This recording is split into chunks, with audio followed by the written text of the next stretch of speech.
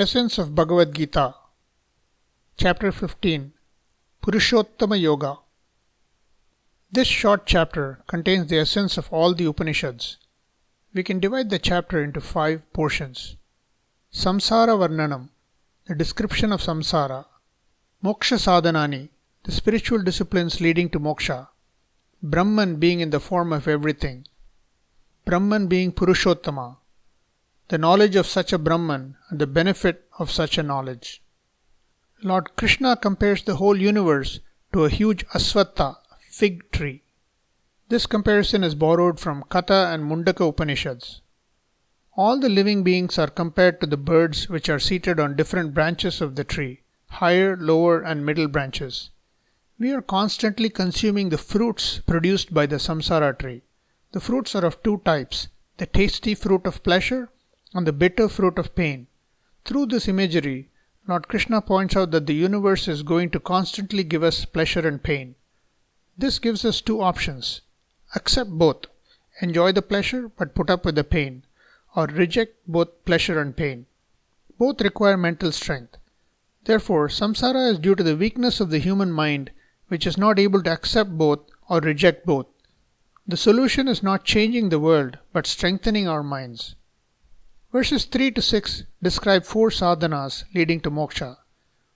1. Vairagyam or discipline can be described as freedom from addiction to tamasic, rajasic and even sattvic activities. 2. Sadguna or virtues. See chapter 13, the 4 Ds. Saranagati, which is an attitude. Choiceless situations cannot be changed. Change your attitude instead and treat them as learning experiences. And finally, Atma Vichara or Shastra Vichara, study of scriptures. In verses 7 to 15, Krishna points out that Brahman alone appears as the world. There is no world other than Brahman. There is no such thing called matter.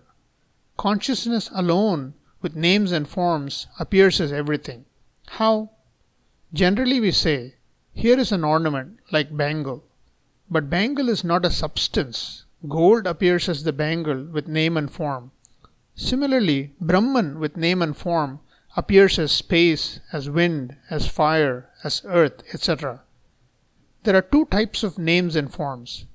Those that manifest both consciousness and existence from Brahman as living beings, and those that manifest only the existence from Brahman as inert objects. The universe is divided into 3 categories. Manifest matter, which is detectable by the senses, Shara Purusha. Unmanifest matter, which is not detectable by the senses, otherwise called energy, Akshara Purusha. And finally, the consciousness principle or Uttama Purusha. Of these 3 principles, Krishna says that the consciousness principle is the greatest or Uttama. Why? Matter cannot exist independent of consciousness, but consciousness can exist independent of matter. The words Uttama Purusha are reversed to form Purushottama. Krishna says he is the formless Purushottama. Since I am beyond Shara Purusha and beyond Akshara Purusha, therefore I am well known in the world and in the Vedas as Purushottama. In the last 2 verses, Krishna talks about Brahmajnanam. Everyone has to attain this Brahmajnanam to derive mental strength, so that you can live a life without any burden. Therefore, Jnanam is the destination of all, and the benefit of this Jnanam is total fulfillment. Om Tat Sat.